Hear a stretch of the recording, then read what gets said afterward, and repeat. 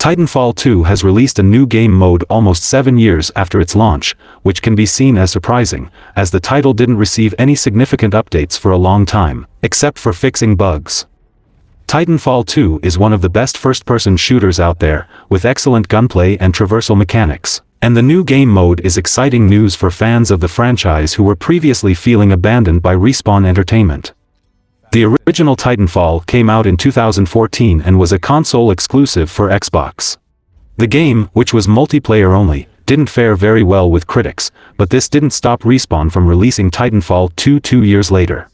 The new game had a pretty good single-player campaign and a multi-platform release and was hailed as a huge improvement over its predecessor. However, Titanfall 2 was a good game that came out at the wrong time and lost the spotlight to games like Battlefield 1 and Call of Duty Infinite Warfare, preventing it from being as successful as it could have been.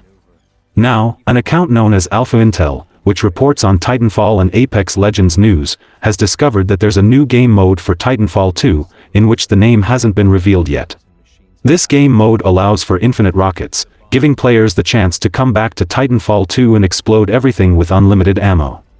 Curiously, the description of the new mode has a reference to a quote from Frank Miller's 300. "Your rockets will blot out of the sun," which is essentially the same phrase as the original, but changing arrows for rockets.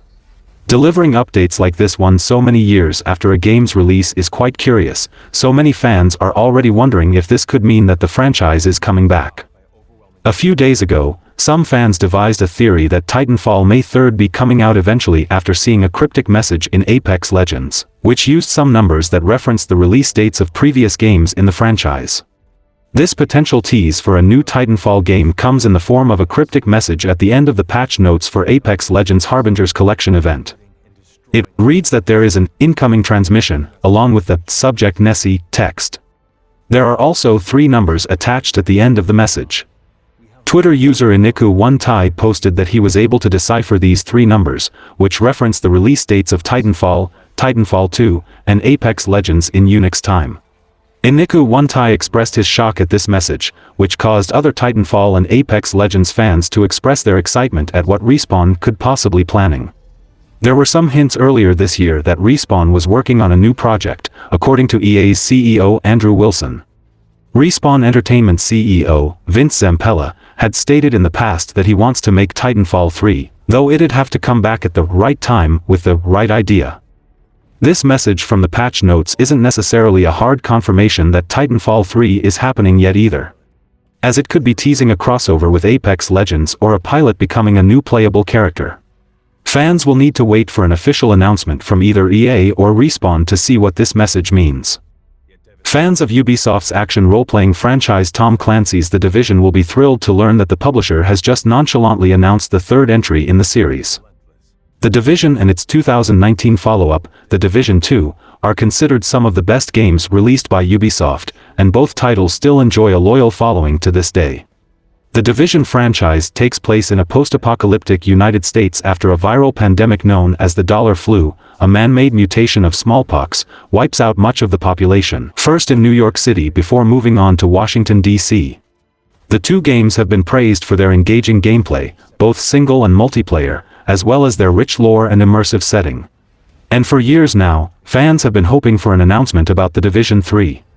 Despite some leakers stating earlier this year that The Division 3 wasn't in Ubisoft's plans, it seems that isn't the case.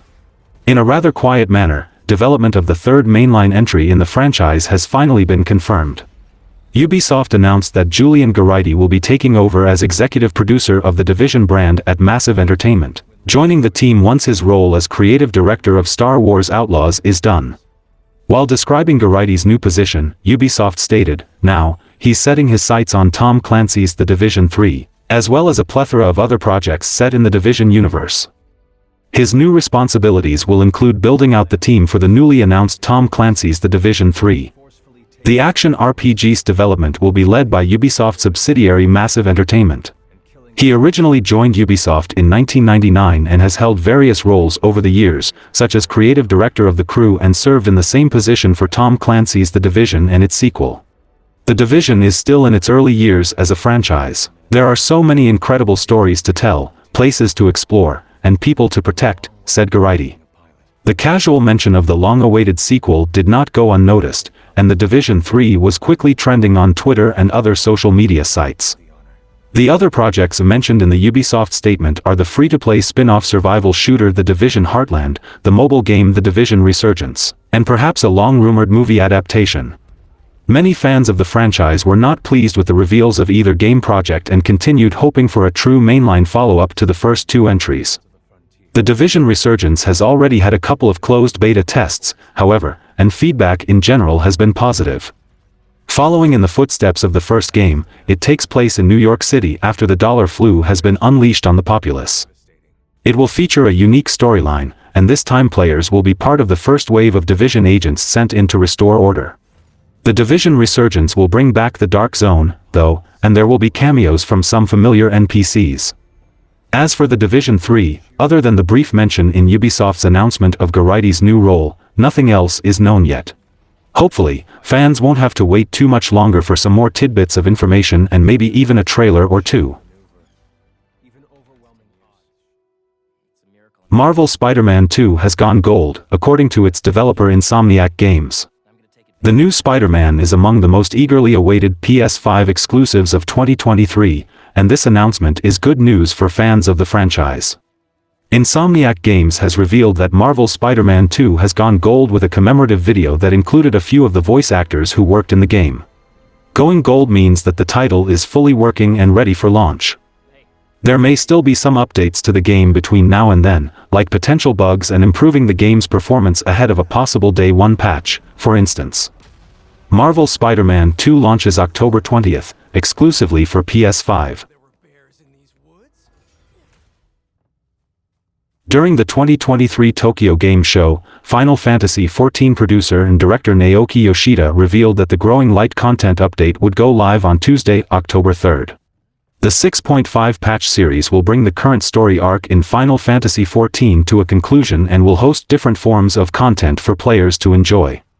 At the 2023 Las Vegas Fan Fest, Yoshida revealed a few initial details about the Growing Light update, including the patch's name and a few main story elements that Final Fantasy IV fans quickly pointed out. From the lunar subterranean dungeon to the climactic abyssal fracture trial against Zeramus, the current main story arc blends nostalgia with Final Fantasy XIV's cast of characters. However, with the Dawn Trail expansion looming in summer 2024, the trip down memory lane will soon draw to a close. But, players will soon experience the first half of the Growing Light update. On Tuesday, October 3rd, Final Fantasy XIV's patch 6.5 update will go live. On the day before the update's launch, Final Fantasy XIV will undergo a 24-hour maintenance period, which will take the game temporarily offline on October 2nd. During the Tokyo Game Show on September 24th, Yoshida was joined by global community producer Toshio Marucci for the 79th episode of Letter from the Producer Live. During the panel, Yoshida and Marucci shared a brief overview of what players will see in the patched 6.5 series. Yoshida also showed some gameplay from the Abyssal Fracture Trial, the Thalia Alliance Raid, and a new crystalline conflict map called the Red Sands. During the end of the broadcast, Yoshida briefly brought up the Final Fantasy XIV tabletop RPG and stated that pre-orders are available online. Plus, Yoshida officially revealed that KFC would cross over with Final Fantasy XIV in a promotion that will be exclusive to Japan. Starting October 4th, KFC Japan customers who purchase a combo meal worth at least 1,240 yen will get some stickers and the Eat Chicken emote to use in Final Fantasy XIV. The emote will give players a bucket of chicken in their left hand, and a drumstick in their right hand. While this offer remains exclusive to Japan at the time of writing, only time will tell if it will make its way overseas. However, FF14 players will not have much time to finish the Rising seasonal quests, as both the Final Fantasy XIV 10th anniversary event and the associated Mughal Tombstone campaign will end once the game goes into maintenance ahead of patch 6.5. All in all, a busy time awaits Final Fantasy XIV players. A brand new Assassin's Creed game, previously announced in June, will be launching in November.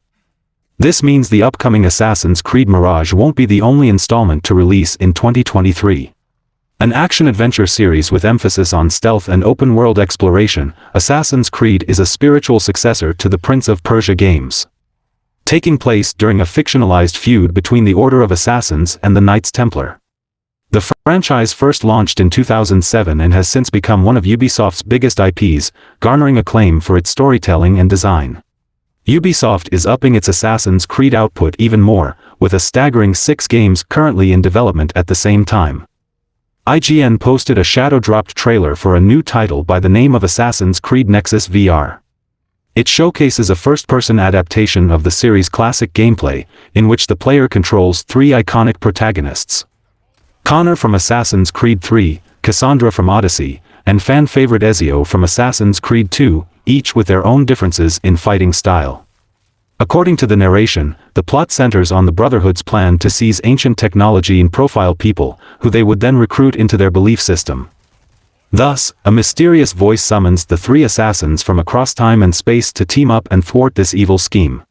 After showing off footage of each assassin, complete with their own quips, the trailer ends with a shot of Ezio landing in a haystack from a first-person view, a now iconic moment from the franchise. Reception in the comments appeared mostly positive, with many fans noting how solid the gameplay looked, and others gushing over the return of old Assassin's Creed protagonists who had not shown up in a decade or more, complete with their original voice actors. However, there was a notable amount of criticism aimed at the MetaQuest exclusivity, with several fans pining for a version on the PlayStation 5's PSVR 2 accessory. One commenter noted the lore mistake in the trailer, as Cassandra was never officially an assassin in her own game, and got into a back and forth with some others over it. Virtual reality has quickly become a rising trend in the gaming industry, able to span across multiple genres and provide a unique, immersive, first-person spin on them. With multiple iconic IPs having already dabbled in this feature, it was really only a matter of time before Assassin's Creed would follow suit.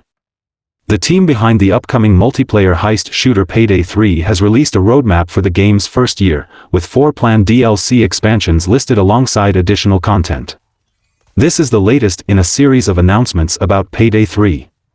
Not all revelations about Payday 3 have been well received by fans of the franchise.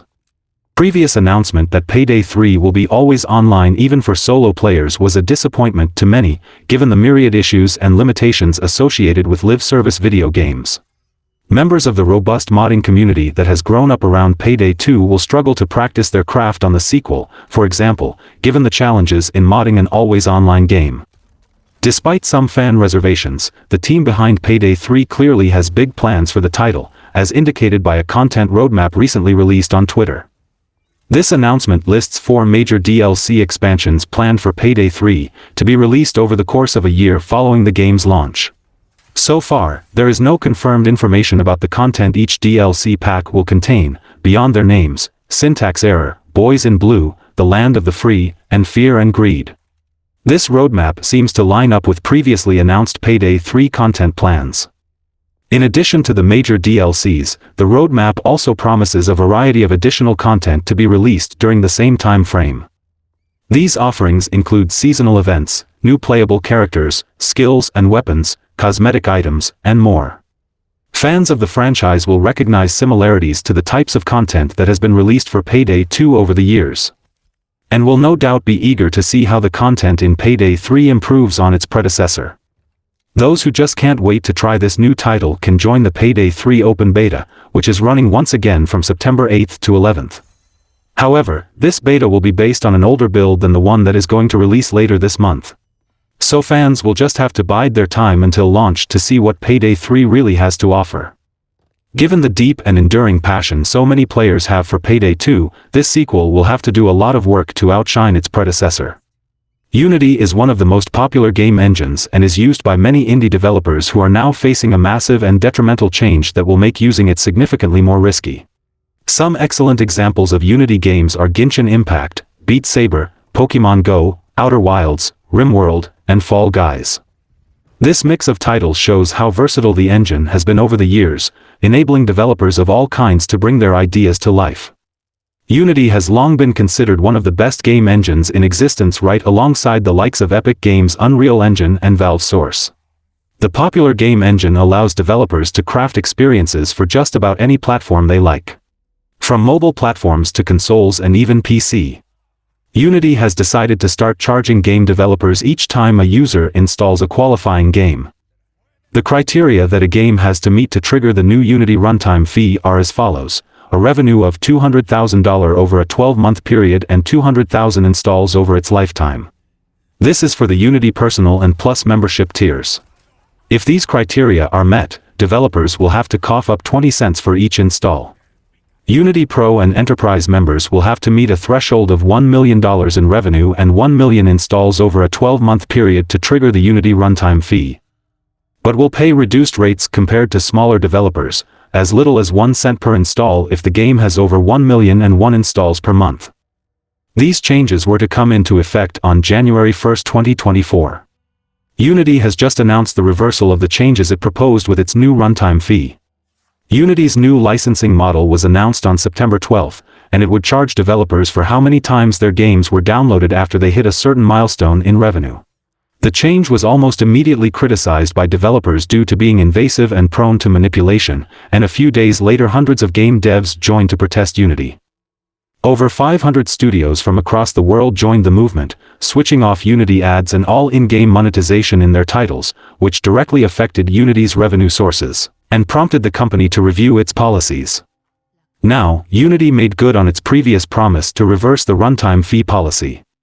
In a blog post written by the lead of Unity Create, Mark Whitten, the company unveiled new, less invasive policies.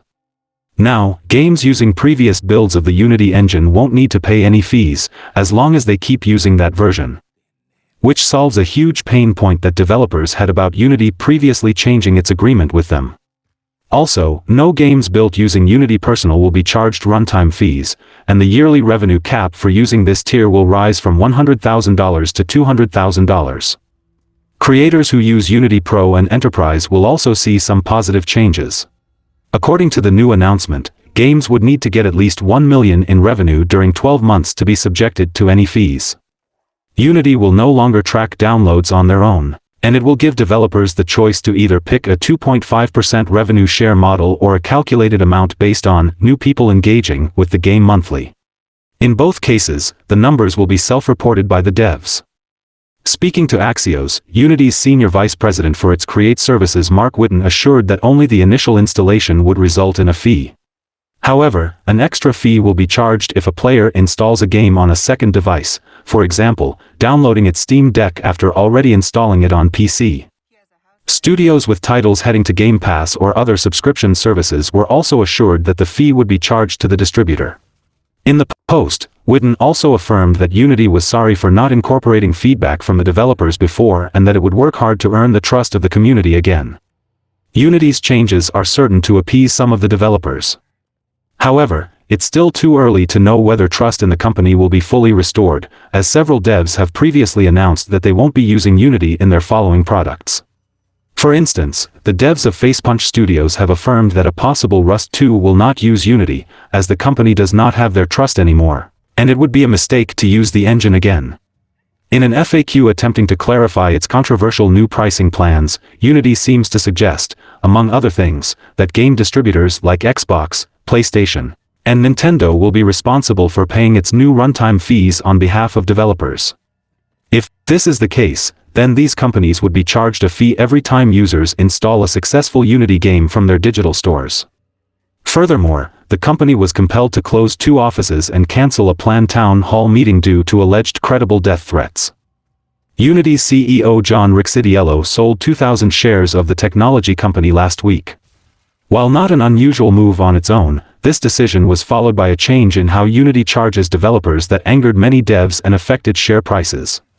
Now, on the heels of the unpopular announcement, the investment media outlet Guru Focus uncovered that John Riccitiello sold 2,000 shares of Unity's stock on September 6. Soon after this week's announcement, Unity's stock plummeted, going down from $39 to $36 fairly quickly, a reduction of almost 10%. However, it should be noted that, according to Guru Focus, this is part of a larger trend. Riccitiello sold 50,610 shares during 2023 and bought none, so there's no direct connection between him selling these stocks last week and the recent announcement. Also, Kotaku reported that other members of Unity, such as the company's president of growth Tomer Bar-Zeev, have also been selling shares, getting rid of 37,500 of them on September 1, while board director Shlomo Dovrat sold 68,454 shares back on August 30th. So far, the backlash from the controversial decision has not only affected share prices. The devs behind the popular Cult of the Lamb have threatened to delete it by January 1, 2024, the date on which the changes proposed by Unity would take place, as part of a protest to these changes. Overall, 2023 does not seem like a very good time for Unity. For instance, Unity laid off hundreds of employees this year. Over 600 people were fired from the company, and plans were revealed to cut down offices from 58 to 30. While I don't cover mobile and mobile games that much on this channel, this iPhone 15 launch should be discussed, as Apple is making moves in the AAA gaming market. Apple announced the iPhone 15 lineup, which is scheduled to release on September 22nd. The widely leaked iPhone 15 series spans 4 models, as has been the case with the last 3 generations of Apple smartphones. Apple's early details about its upcoming iPhone 15 Pro line of phones tease an array of gaming-related enhancements, including the addition of ray tracing support. Apple devices have been a rapidly growing market for gaming over the past decade. Apple clearly wants to see that continue going forward and has made gaming a key focus of its Apple Wanderlust event. The iPhone 15 Pro has a robust lineup of games planned for release, and the technology to support major releases going forward. On Tuesday, September 12, Apple debuted its iPhone 15 Pro and iPhone 15 Pro Max devices. The new phones offer a range of new features and improvements for Apple users to consider upgrading to acquire. That includes a new lightweight design, a 48MP main camera system, a USB-C connector, and support for various new software features including additional video formats and roadside assistance support. The iPhone 15 Pro and Pro Max will launch on September 22nd. A major pillar of the iPhone 15 Pro and Pro Max is mobile gaming. That starts with a chip that Apple has named the A17 Pro, which it says is the industry's first 3nm chip. The A17 6-core CPU is said to offer a performance boost of 10%, with a 20% faster GPU. Apple says that the improvements will allow the iPhone 15 Pro and Pro Max to play games that were previously incapable of reaching mobile devices.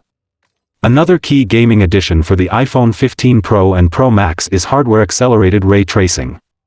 While software-based ray tracing has been something iPhone game developers could implement in the past, hardware-accelerated ray tracing will have substantial performance enhancements. Apple describes the ray tracing improvements as 4x faster than before. While no examples of games featuring ray tracing were shown by Apple during its event, it did confirm a lineup of upcoming AAA releases to look forward to. Games including Resident Evil Village, Resident Evil 4, Death Stranding, and Ubisoft's upcoming Assassin's Creed Mirage are now confirmed for iPhone. Assassin's Creed Mirage will launch in early 2024, while the Resident Evil games and Death Stranding are expected to be released later this year. Additionally, Ubisoft revealed that Tom Clancy's The Division Resurgence is expected to launch in early 2024. The event also featured mobile games like Honkai Star Rail and Genshin Impact, showcasing how the chip updates have improved the quality of these games on iOS. So finally we have smartphones that are powerful enough to play a fully fledged console game, with the correct controls, and it will run natively without lag. This feels like the beginning of a major step change for mobile gaming, and the games industry in general. Then there's the question of size. Death Stranding takes up around 80 GB on a console's hard drive, Resident Evil takes 68 GB and Assassin's Creed Syndicate, the last smaller-scale title in the series, takes 40 GB. Games already have to compete for space on a 1 TB console, but on a smartphone where they're also up against gigabytes of photos, videos, music, podcasts, movies, and so on. Even with some clever compression techniques or lower resolution assets, full-scale AAA console games are going to take up a massive chunk of your phone. How many people are going to give them the space? Even if size isn't an issue, power consumption likely is. AAA games require significantly more juice than your average mobile title. It's all well and good enabling smartphone users to play titles designed to be enjoyed for hours at a time, but if the battery is drained in minutes, the phone overheats. Or you need to be tethered to a charging cable, the experience becomes impractical. While the availability of controllers enables these games to be played on iPhone, how many people actually invest in such devices? Which leads to the big question, just because these games are available for iPhone, how many people are going to play them in this way? AAA games are generally built around dedicated play sessions, the hour or two you carve out of an evening/weekend to fully immerse yourself in whatever title you're working through. The majority of mobile games are still built with the drop-in, drop-out mentality. Sure, developers hope you'll play and spend 4 hours on end. But they know that you could turn your phone off at any moment and want to pick up right where you left off, something that's much harder to do with console blockbusters. Mobile gaming also fits around your entire life. You don't just play at home, you play on the train, on the bus, waiting on the platform, walking from destination to destination while occasionally glimpsing up to make sure you don't bash into lampposts and/or people. It's often a one-handed half-minded experience, as opposed to a two-hands-on-the-controller, full attention required sort of experience. Will there be use cases for AAA gaming on mobile? Of course there will, hence the success of the Switch and the Steam Deck, and Sony's hopes for the PlayStation Portal. But will it be a significant enough audience to warrant publishers releasing all their biggest games on mobile? At this stage, I'm not entirely convinced. Granted, that's getting a tad ridiculous, but if that future is possible, the starting point could well have been this announcement. Who knows, it might even be a competition to Nintendo in the future. An animated adaptation of the video game Stray is in active development a year after it was released. In Stray, gamers play as a stray cat that is lost in an underground city which is only inhabited by robots and mutant bacteria. For a game where you play as a stray cat, it has quite a compelling story which makes sense for it to get a film or TV adaptation. It was first announced by Entertainment Weekly that Annapurna Animation, the studio behind Netflix's Nimona, is looking to capitalize off of their recent success with a new phase of movies. A part of the plan is to adapt projects from their video game division Annapurna Interactive. The first video game adaptation that the studio plans to create is Stray. The studio has not said what other games they plan to adapt, but the studio executives Robert Baird and Andrew Milstein explained to EW in an interview that they chose Stray to be the first adaptation because it is just wildly popular. In the interview, Baird and Milstein also explained what the film is going to focus on and the challenges in making it. It's a buddy comedy about a cat and a robot, and there's such a hilarious dynamic. So, there's comedy inherent in this, but there's not one human being in this movie. I think it's one of the reasons why the game was incredibly popular, Baird continued. You are seeing the world through the point of view of an adorable cat. How did they pull that off, and how are we going to pull that off in the movie? We will, even though sometimes it feels impossible. Blue 12 Studios' indie game Stray will be turned into an animated film. Stray seems like an oddly perfect choice for an animated film adaptation. At first, it seems weird because it isn't a big franchise like Mario or Sonic who had to wait years to get a good adaptation. Although it will have its difficulties trying to recapture the charm of playing Stray, the game is still based on a lot of narrative rather than gameplay, which makes it a great choice for an adaptation. Fans of Stray should be very excited for the film adaptation, and fans of other Annapurna Interactive games should keep an eye out for future announcements on film adaptations. Video games have become an increasingly popular source for new shows and movie concepts in recent years. This year alone has seen adaptations of The Last of Us and Twisted Metal on TV, plus films based on Super Mario and Gran Turismo. The Embracer Group is reportedly looking to sell off Gearbox Entertainment, the studio behind the popular Borderlands franchise. The news comes amid Embracer's efforts at stabilizing the company after its failed deal with Saudi Arabia, resulting in a number of studio shutdowns and job losses. Either way, the idea of the company potentially letting go of Gearbox would do little to inspire confidence in Embracer's roadmap. Over the past few years, the Embracer Group looked to bolster its portfolio by aggressively acquiring developers ranging from Gearbox to Tomb Raider maker Crystal Dynamics. The conglomerate even acquired the rights to the Lord of the Rings IP too. However, despite its seemingly successful buying spree, last year it was reported that a multi-billion-dollar deal had fallen through for the company. Recently, this was revealed to be a $2 billion arrangement with Saudi Arabia-backed Savvy Gaming Group. While the exact reason for the botched deal is unknown, the repercussions for Embracer are already starting to make a noticeable impact as the group looks to cut its losses. Now, one Reuters report claims that Embracer is currently exploring options for its Gearbox Entertainment subsidiary, including selling the studio. The company is reportedly working with Goldman Sachs and Arium & Co. with the idea of a potential sale, after receiving interest from third parties. Gearbox, which is home to properties like Borderlands and more recently, Remnant 2, was acquired by Embracer back in 2021 for $1.3 billion. As of now, it remains to be seen if an actual sale will happen, and neither party is yet to make any public comments on the story. Of course, Embracer has already begun restructuring the company, announcing in June that it would reduce its net debt to less than 10 billion Swedish kronor, $903 million, from 16.7 billion Swedish kronor, $1.51 million, by the end of the financial year. In other words, this has translated to shutting down studios, canceling projects, and letting people go. Last month alone, Embracer shut down Campfire Cabal, a studio that was barely a year old, and this month they announced the shutdown of the Saints Row developer, Volition. Previously, the company even closed off several mobile titles including Deus Ex Go, Hitman Sniper The Shadows, Arena Battle Champions, and Space Invaders Hidden Heroes. As reported by Market Screener, the sale of the Borderlands maker would be a part of the firm's restructuring program, announced in June. Sources familiar with the matter said the firm is considering selling off the studio after receiving interest from third parties. Embracer acquired Gearbox in a $1.3 billion deal in 2021. Developers affected by the decision shared the news on LinkedIn. The number of redundancies is unknown. Borderlands games have been a cornerstone of the gaming industry at large for a long time, with the main series not only being a smashing hit in terms of sales, but also branching off in different directions with the Tales spin-offs or Tiny Tina's Wonderlands.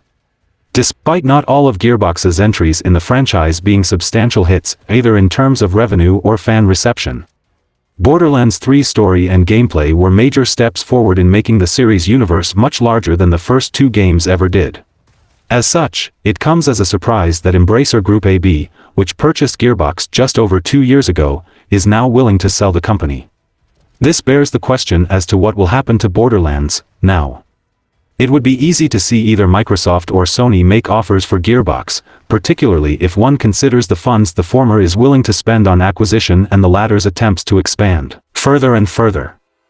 The other likely candidate to acquire Gearbox is Take-Two Interactive. Speaking of the Embracer Group, Crystal Dynamics has laid off 10 people, making it the latest Embracer-owned studio to downsize since its parent began restructuring. The Tomb Raider developer posted a statement on X, revealing 9 brand and marketing personnel and 1 IT employee had been let go. The company attributed this to an internal restructuring to align the studio with our current business needs. Crystal Dynamics is working with the affected staff to support them in their search for new employment, and calls on any studios with vacancies in brand direction, creative services, community or IT to email peoplex@crystal.com. The news follows layoffs at Beamdog and Gearbox Publishing, both of which are also owned by Embracer Group. Time will tell how things pan out for the gaming conglomerate as it undergoes restructuring, especially considering how Embracer currently has about 221 games in development. It will be particularly interesting to see how things progress for Gearbox as new Borderlands projects are already in development. Consolidation isn't good for anything, particularly the gaming industry, and speaking of that, I'll cover the massive Xbox leak with all the agendas of Phil Spencer in my next video. California-based Ascendant Studios has laid off about 45% of its employees, the studio said in a statement. Ascendant Studios' CEO, Brett Robbins, announced the news on X, calling it a painfully difficult but necessary decision. The layoffs come 3 weeks after releasing the studio's first game, Immortals of Aveum. According to Polygon, 40 employees were let go from the studio. As of April 2023, the independent developer employed over 100 people. A former worker told Polygon that low sales were the primary reason for the layoffs. Another said several more employees were dismissed in the weeks leading up to the announcement. Robbins said the studio will continue to support development for the Immortals of Aveum IP with future updates and offers. This was a painfully difficult but necessary decision that was not made lightly, said Robbins. We are supporting those affected in every way we can, including comprehensive severance packages and job placement assistance, as well as support services for those who remain.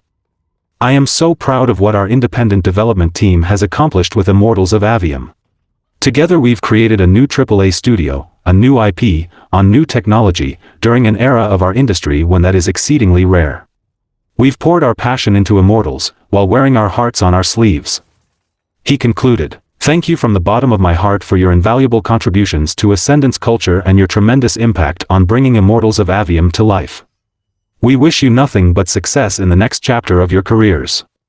The game didn't sell that good, and hopefully their next game will be a success with a single-player focus like Immortals of Avium. Star Wars Jedi Survivor director Stig Asmussen is leaving both Respawn Entertainment and EA in order to pursue other adventures. Asmussen, an industry veteran of nearly 25 years, also helmed the Star Wars Jedi Survivor predecessor, Fallen Order, and above all, he is the director of God of War 3. Bloomberg's Jason Schreier broke the news that director Stig Asmussen is leaving Respawn Entertainment and EA after directing two major successes in Star Wars Jedi Survivor and Fallen Order. EA confirmed this report and stated, Asmussen has decided to leave Respawn to pursue other adventures. EA claims veteran Respawn leaders will be stepping up in the absence of Asmussen. While a new entry in the series has yet to be confirmed, a third Star Wars Jedi game would not be a surprise as both titles before it were extremely successful. Things are looking good for fans hoping to see more in the series as Respawn Entertainment has posted job listings for a principal game writer. Asmussen has expressed the desire to do a trilogy of games, but if and when that does happen, he will no longer be with this franchise. Asmussen isn't just a veteran at EA, as the director has been in the industry for decades and even worked on the original God of War trilogy. Still, the absence of Asmussen will allow for others to step up if a new Star Wars Jedi title is indeed happening. EA CEO claims Respawn is working on some exciting unannounced projects, but it is unclear if this is referring to another entry in the Star Wars Jedi franchise. Asmussen previously told IGN that there were plans for a third game in the Star Wars Jedi franchise. I always wanted to see this as a trilogy, he said. How can we take Cal and the crew to new places beyond what we were doing in the first game? The industry veteran added it was a pretty safe assumption that a potential third game would see Respawn move development from Unreal 4 to Unreal 5. Asmussen worked for Santa Monica Studio on the God of War franchise for over a decade, leaving in 2014. He joined Respawn soon after as a game director, leading development on Star Wars Jedi Fallen Order and Survivor.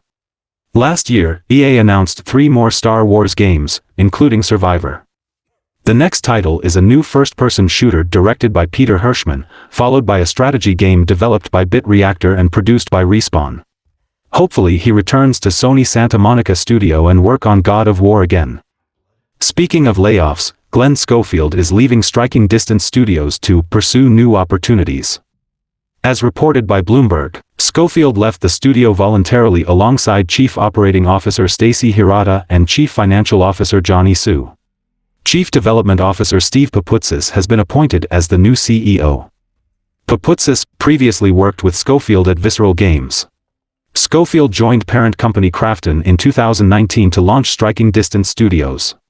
There, he created the Callisto Protocol, a spiritual successor to the original Dead Space, which he co-created while working at Electronic Arts' Visceral Games studio from 2002 to 2009. The Callisto Protocol experienced a low sales performance following its launch in December 2022. Krafton predicted the title would sell 5 million copies, but it only reached 2 million sold so far. Creating Striking Distance Studios has been an incredible journey and I'm so proud of what we've achieved with the Callisto Protocol, a game close to my heart, said Schofield. Continued, while pursuing a new adventure is exciting, leaving SDS is bittersweet, but I know the studio is in excellent hands. Steve and I go way back to working at Visceral Games.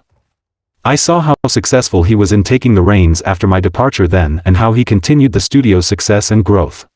That's how I know he's the one to lead the studio into its next chapter.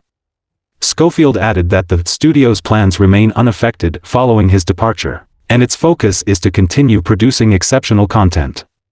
A representative for the Korean-based company added, Glen's contributions during his time at Krafton have been invaluable.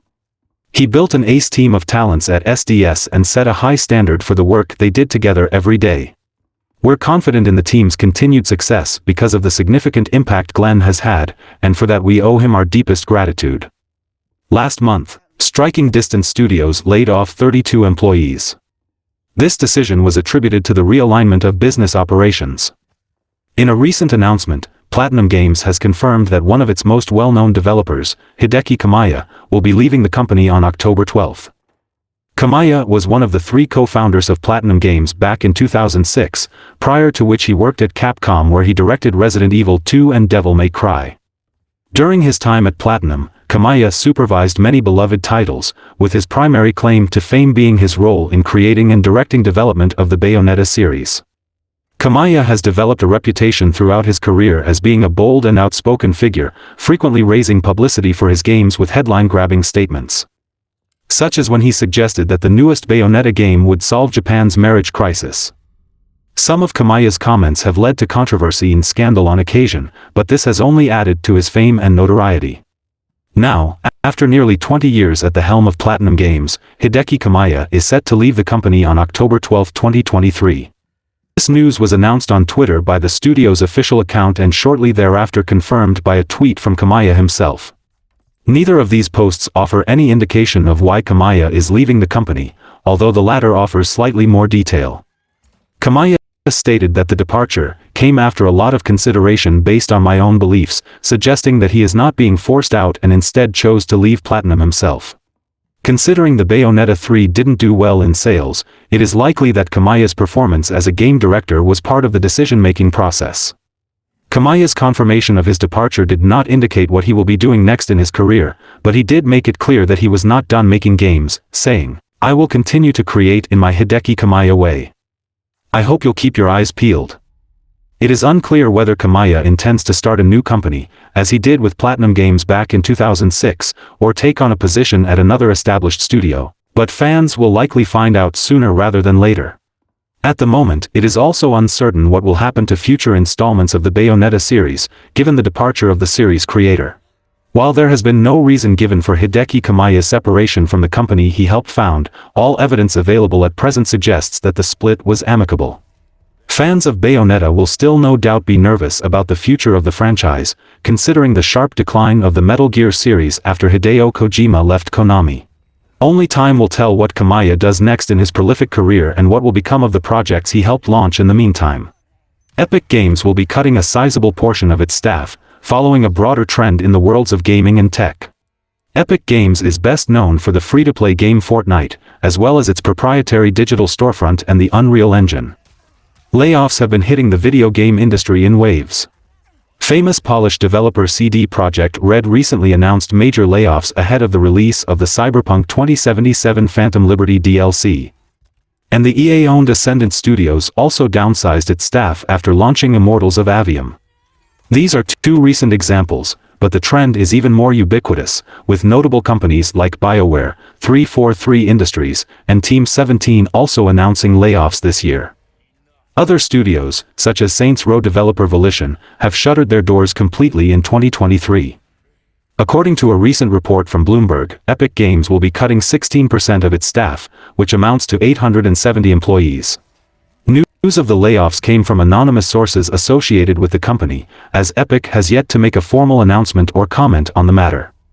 Similar to companies like Ascendant Studios, Epic will be offering 6 months of severance to its laid-off employees, in addition to accelerated stock vesting. The severance package is quite comprehensive and includes extended health insurance coverage, making it one of the better packages of its kind. Major companies like EA, Activision, and 2K have been criticized for their relatively conservative, or at times non-existent, severance packages for employees affected by layoffs. At a time when major gaming corporations are under more scrutiny than ever, such an ostensibly generous compensation package will likely reflect positively on Epic Games. This positive PR could be crucial for Epic as it continues to expand Fortnite and the Epic Games Store, while expanding the already popular Unreal Engine 5. Major layoffs at large gaming and tech companies could be seen as troubling. These layoffs suggest a lack of job security for those working in the industry, but they also hint at a worsening financial situation for video game companies. Fall Guys developer Mediatonic is among the mass layoffs at Epic. The British studio has yet to release a statement, but several employees shared on social media that the team has been impacted. In an email to staff, Epic CEO Tim Sweeney said it will continue to invest in Fall Guys, but didn't specify how many employees had been let go from Mediatonic. Kotaku reported that the Fortnite firm declined to share specifics on the layoffs at Mediatonic, but clarified that reports suggesting the entire studio was closed down were false. A certain staff at Epic Games said that this layoff was also involved with Epic Games trying to transform Fortnite into an ecosystem, and more than a game with its Epic 5.0 initiative. The recent addition of players can create their own levels in Fortnite could have also impacted the monetization side of things. As economic analysts predict a coming global recession, consumers cut back on discretionary spending, and investors become more bearish. It's possible that even more layoffs and budget cuts will be on the way. Whatever the future holds, it seems like the video games industry is in a period of massive change, as evidenced by this news and other major headlines. Bad news for Sega fans, as the company has announced the cancellation of multiple games, including its multiplayer shooter Hyenas. Sega is facing some problems that have led to these cancellations. Last year, Sega had announced the release of Hyenas, a multiplayer shooter from Creative Assembly, the studio responsible for titles such as Total War. Hyenas promised to be a title with objective-based gameplay, pitting players against each other in frenetic team battles while also dealing with AI-controlled enemies. Last month, during a financial briefing, Sega discussed the challenges associated with Hyenas and admitted that it was a demanding project, and that it was working hard to make the game better before releasing it.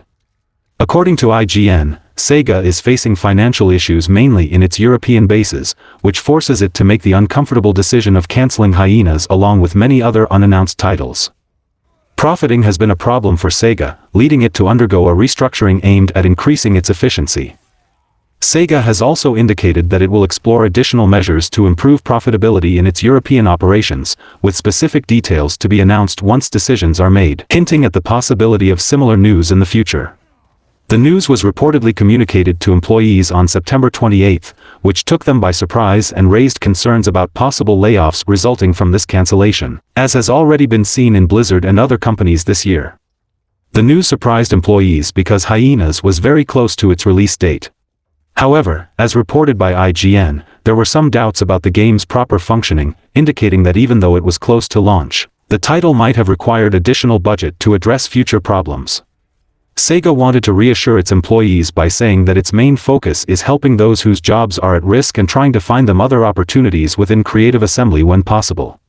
Creative Assembly has confirmed a redundancy consultation process has begun at the studio and may result in job losses. We fully understand that this has a significant impact on our people whether they are directly affected or not, which we are truly sorry for, the Horsham-based studio wrote on social media. We have always aimed to operate as a people-first studio that is foundational to our values and culture, it continued.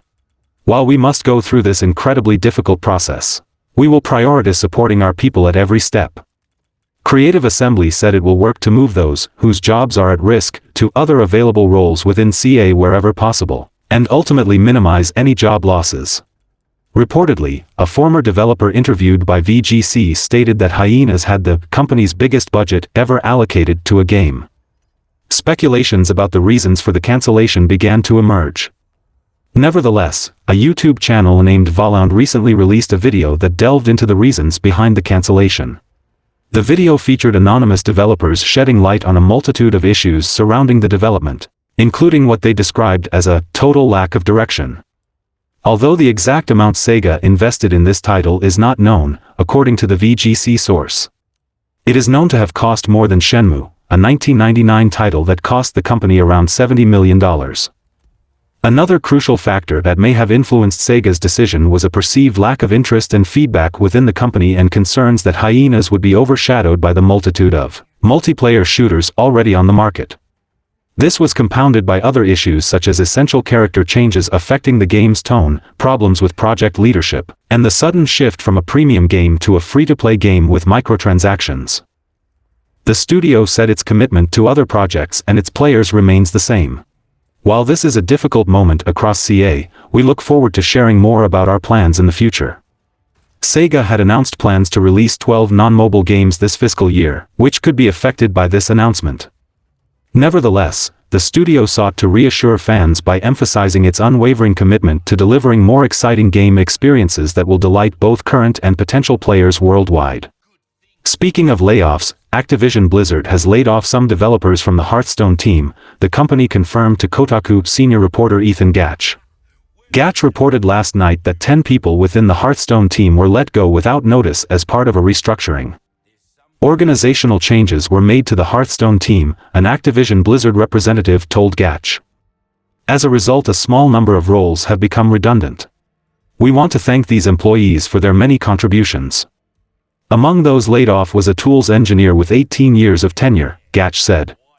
Activision Blizzard's most recent quarterly earnings showed the Diablo IV launch drove Blizzard revenue up 160% year-over-year, with the division's operating income more than 4 times what it posted in the year-ago quarter. Both figures were second-quarter records for Blizzard. The cuts follow a round of layoffs in Activision Blizzard's esports division in July that cut 50 employees. And VG247 reported on a LinkedIn post from an ex-employee with nearly 18 years at the company who was hit by a small QA restructuring about a week ago. Evil Dead: The game and development of new content for the game on other platforms has ended, Saber Interactive announced. The multiplayer game launched on Xbox, PlayStation, and PC last May as an Epic Games exclusive.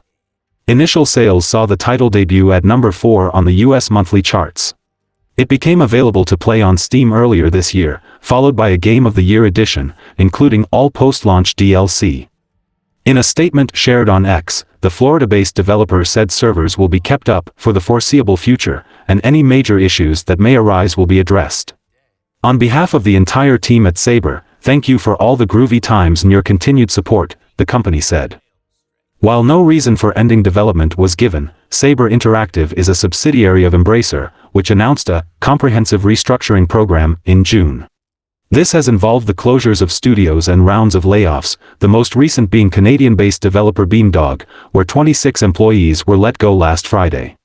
Live service multiplayer games have been losing their luster for a while now, and it's plain to see that subgenre will likely be shelved for a bit outside of shooters that have already laid claim to perpetual franchise installments. The Entertainment Software Association has revealed that E3 2024 will not be held at the Los Angeles Convention Center. The ESA had been working with PAX and EGX organizer ReedPop on E3 before canceling the 2023 version of the event in March. The event would have been the first in-person E3 since 2019 had it been seen through. Before the COVID pandemic began in 2020, E3 had already been losing some of its most important partners and supporters. EA and Microsoft began holding their portions of the event in nearby but separate venues, and other major figures like host Jeff Keighley and PlayStation started detaching from the annual event entirely. COVID dealt a major blow to E3, forcing the ESA to cancel its 2020 show, putting the fate of E3 into question. The years following saw the rise of Jeff Keighley's Summer Game Fest as a major competitor, as well as many major publishers embracing the cost-effective nature of digital showcases. Before its unfortunate cancellation, E3 2023 was looking to be the show's long-awaited return to an in-person format. Now, after shifting focus to E3 2024, the ESA has announced that it has parted ways with ReedPop. Furthermore, the ESA confirmed that the longtime E3 venue, the LA Convention Center, won't be the site of E3 2024. Additionally, the ESA added that E3 2025 will be a complete reinvention of the once magical annual gaming event. The exact details of what these statements from the ESA mean are still up in the air. It seems like it's treating E3 2024 as a less important placeholder as it looks to pour everything into E3 2025 as the big reimagining and revival. As for the venue, the ESA only ruled out the LA Convention Center for 2024, so it's still possible 2025's show could make a return to its traditional in-person home. Meanwhile, coming off a very impressive Summer Game Fest showcase this past June, Jeff Keighley has announced that the 2024 iteration of his ever-improving show will take place next summer. With ReedPop and the LA Convention Center now out of the picture, the future of E3 remains ever uncertain. After canceling 3 of the last 4 E3s, one must wonder if the ESA has what it takes to make the once celebrated industry-wide event a mainstay in the video game zeitgeist once more. Summer Game Fest and the industry's newfound fondness of digital showcases certainly won't make it easy. However, there's no doubt that there are many fans who still hold E3 dear and would love to see its return. Time will tell if E3 2024 and 2025 will actually happen and whether they'll mark the revival of the once beloved event. Let's take a look at the sales figures for the month of August 2023 across major console and PC market. In the US, Madden NFL 24 has taken the top spot in Circana's August Top 20. but has been somewhat overshadowed by Armored Core 6 Fires of Rubicon in second place despite releasing one day before the reporting period ended. This is the 24th consecutive year in which a Madden NFL franchise release was the best-selling title of its launch month. Circana's monthly US sales report also showed the From Software title ranked as the 20th best-selling game of 2023 year-to-date after one day on the market. Consumer spending on games was up 3% year-over-year to $4.2 billion due to a 4% rise in spending on content and a 12% increase in accessory sales. This was offset by a 13% year-over-year decline in hardware, though this is an improvement on the 19% drop seen in July.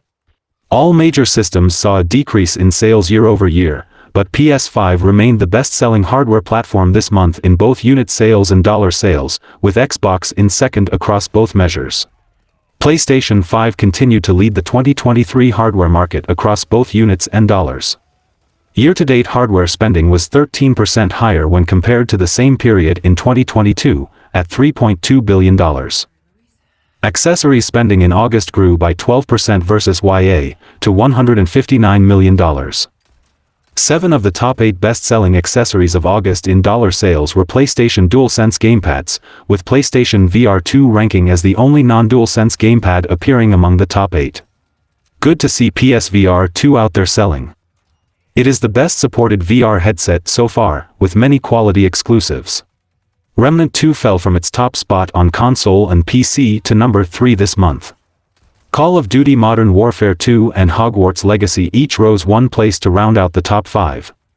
Year-to-date US consumer spending across video game products was 2% higher than a year ago, at $34.9 billion. Hogwarts still holding the number 1 spot for the year overall, and God of War Ragnarok is out of the top 20. The release of Baldur's Gate 3 helped drive 132% growth in digital premium download spending in the PC, cloud, and non-console VR content segment.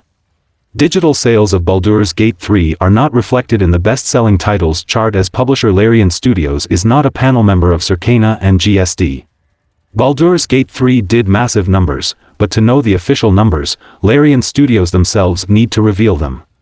Some games will be missing the sales charts if they are not part of that tracking panel. Same thing happened with Kena Bridge of Spirits in 2021, but Baldur's Gate 3 is a much bigger success and one of the best games of the generation. 10.7 million video games from AAA publishers were sold across Europe last month, GSD data reports. That's a rise of nearly 29% over August last year. It's an impressive result, especially as the big game of August, Baldur's Gate 3, is not counted in this data as publisher Larian is not part of the GSD panel. Instead, FIFA 23 is number 1. The football game saw a particularly big spike in sales on Nintendo Switch, as the game was on offer via the Nintendo eShop.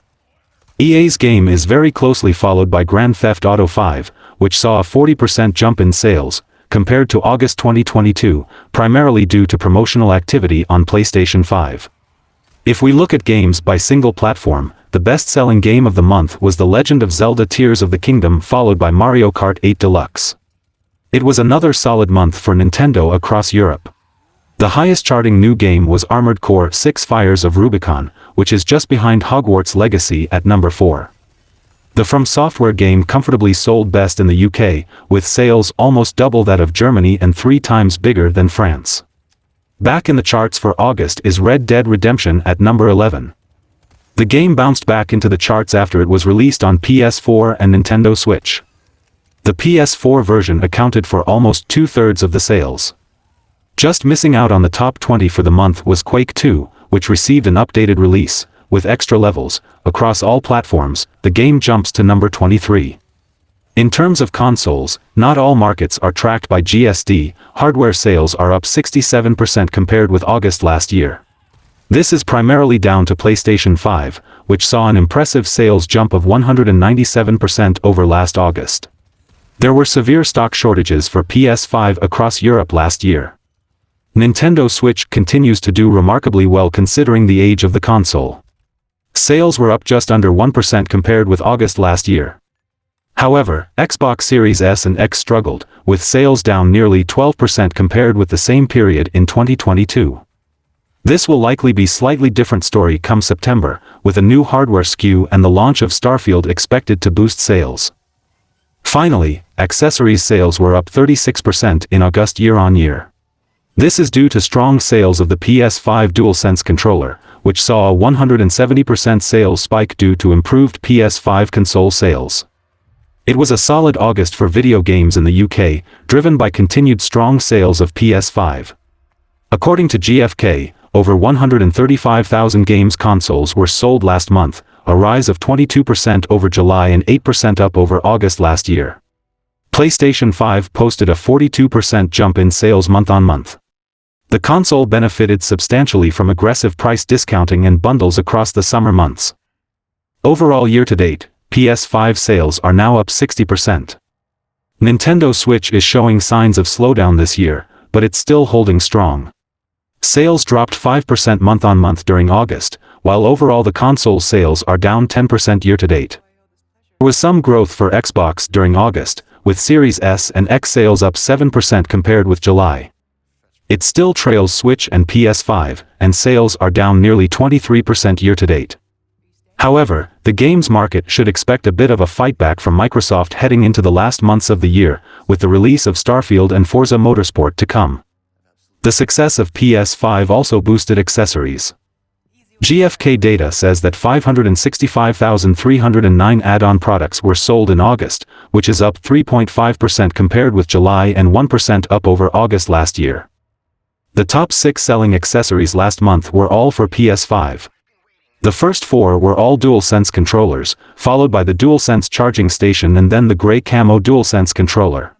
Looking at the GSD charts, 1.75 million games were sold, which is a drop of 2.2% compared with August last year. But actually, that doesn't tell the full story. FIFA 23 was the best-selling game of August, according to GSD data. It was driven by a surge in sales for the Nintendo Switch version of the game, which had been discounted on Nintendo eShop. But it wasn't the real number one. Baldur's Gate 3 would almost certainly have taken the crown for August, but Larian is one of the publishers missing from the GSD panel, so unfortunately it doesn't make the chart at all. It's reasonable to assume that with Baldur's Gate 3, August would have been a far bigger month. The other big new release of the month was Armored Core 6: Fires of Rubicon.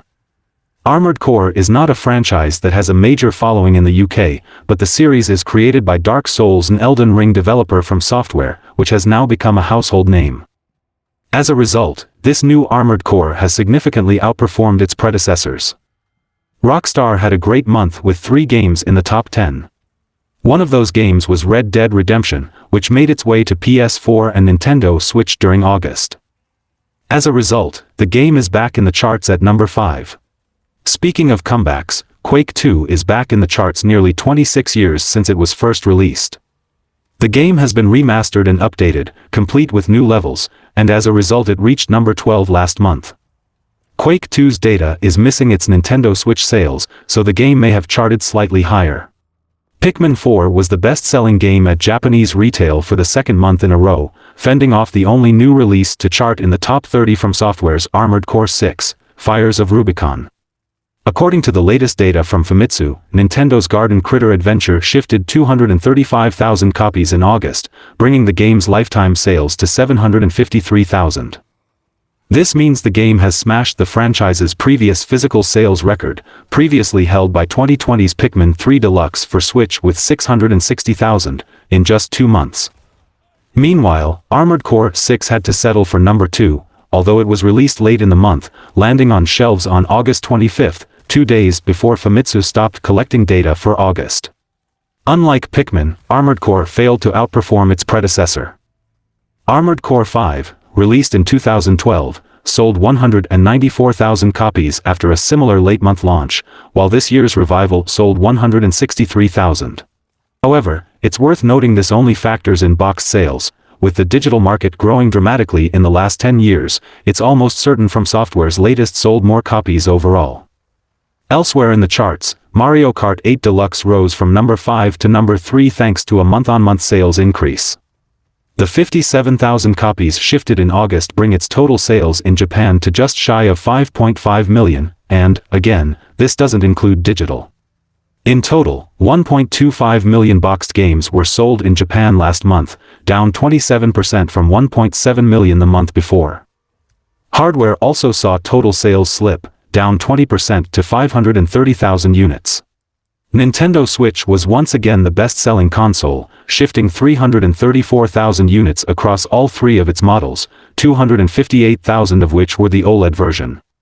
However, Nintendo's console sold 18% fewer units than it managed the previous month. PlayStation 5 sold 181,000 units, marking a 25% month-on-month decline. By contrast, Xbox doubled the combined sales of the two series models compared to last month, although this still amounted to just over 10,000 units. I've already updated the Baldur's Gate 3 numbers on Steam and the pre-order from PS5, and looking to get some solid numbers from Larian. The other major release of August, Armored Core 6, did some good numbers as well across the board. Armored Core 6 had managed to hit a peak concurrent count of 959 players during its launch. This makes it the sixth biggest launch of the year, with 4 other games above it in terms of 2023's concurrent launch player count. Hogwarts Legacy, Baldur's Gate 3, Starfield, Sons of the Forest, and Resident Evil 4's 2023 remake. Despite its numbers not scratching the same concurrent player count raked in by the likes of Hogwarts Legacy and Baldur's Gate 3. It is still a rather impressive figure considering Armored Core is one of From Software's more relatively niche series. Compared to other From Software game launches, Armored Core 6 is the studio's second biggest launch, with Elden Ring being at the top in terms of launch player count. Despite it going up against some big titles that launched this month, most notably Baldur's Gate 3, it seems Armored Core 6 has done a good job to stand out and carve out a newfound following. The Spyro Reignited trilogy has sold more than 10 million copies since launch. Developed by Toys for Bob and released in 2018, the collection of remasters covered the first 3 games in the franchise, Spyro the Dragon, Spyro 2 Ripto's Rage, and Spyro Year of the Dragon. Since its launch, the Spyro Reignited trilogy has become available across multiple platforms including PS4, Xbox One, Nintendo Switch, and PC. The Spyro franchise is also celebrating its 25th anniversary this September. To mark the occasion, Activision have released the remastered soundtrack composed by the Police drummer Stuart Copeland to Spotify. Activision Blizzard has also seen success with the remastered Crash Bandicoot trilogy, which sold more than 10 million units in less than 2 years. Spyro Reignited trilogy follows in the footsteps of the Crash Bandicoot N-Sane trilogy, where Toys for Bob remastered all 3 original PlayStation games, while revitalizing their visuals and game worlds. The remaster also attempts to remain faithful in its content of the original titles while also boasting some quality-of-life improvements to make for a smoother experience. Nearly 5 years after its original release and its port on both Switch and PC, the trilogy has managed to cross a very impressive sales milestone. The Spyro franchise has been in a bit of a dormant state after the trilogy remaster, with the only notable thing regarding Spyro in the last few years was him being added to Crash Team Racing Nitro Fueled back in 2019. While there was some hints that Spyro might be making a comeback this year, nothing has materialized yet. With the franchise's 25th anniversary later this September, maybe something could be revealed, but this is just speculation for now.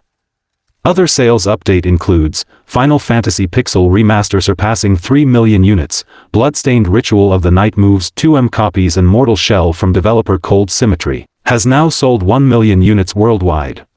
From Software's 2019 masterpiece Sekiro Shadows Die Twice has just achieved an incredible sales feat over 4 years since its release. Sekiro Shadows Die Twice shook things up for fans of From Software's Souls games with its focus on fast-paced parries and posture bars over the typical Souls dodge rolling. It remains one of From Software's most unique and influential Souls titles to date. Coming off the massive success of Elden Ring, its biggest and best-selling game yet, From Software went back to its roots to revive its dormant Armored Core series with a 6th installment last month. The most recent mainline entry in From Software's Mech Combat franchise was over 10 years ago. In the years since, the studio has gone on to perfect the Souls formula with its Dark Souls trilogy, Bloodborne, and Sekiro, quickly becoming one of the most influential studios of the past decade. Now, Sekiro Shadows Die Twice has become one of the studio's best-selling Souls games. On Twitter, From Software has announced that it surpassed 10 million physical and digital copies sold since its launch in March 2019. With this, Sekiro now sits right behind Dark Souls 3 and, of course, Elden Ring as From Software's third best-selling Souls title. With more eyes on From Software now than ever before thanks to Elden Ring, it would be interesting to know if its incredible critical and commercial success has had an effect on retroactively boosting sales of From older games. This may have come into effect with Armored Core 6: Fires of Rubicon. Without the success of Elden Ring, it's tough to say whether some of these other From Software games would be reaching these milestones. However, this isn't to underestimate Sekiro as one of From Software's most fundamentally unique titles, as its Sengoku-era Japan setting, fixed protagonist, and fast-paced parry-focused combat sets it apart from the studio's other offerings. Sekiro has made a mark of its own on the industry in the years since its launch, as more recent Souls-likes such as Thymesia and Lies of P implement a similar parry-based combat system. With Armored Core 6 out the door and Elden Ring's Shadow of the Erdtree DLC supposedly up next, the question of what From Software's next game will be is an interesting one for fans of the studio and of Souls games in general. And that's all for the video, guys. Like and share the video for a greater audience. Comment your thoughts on the topics, and donations are always appreciated. Subscribe to the channel and click the bell icon, and until then, from SMPV, it's goodbye.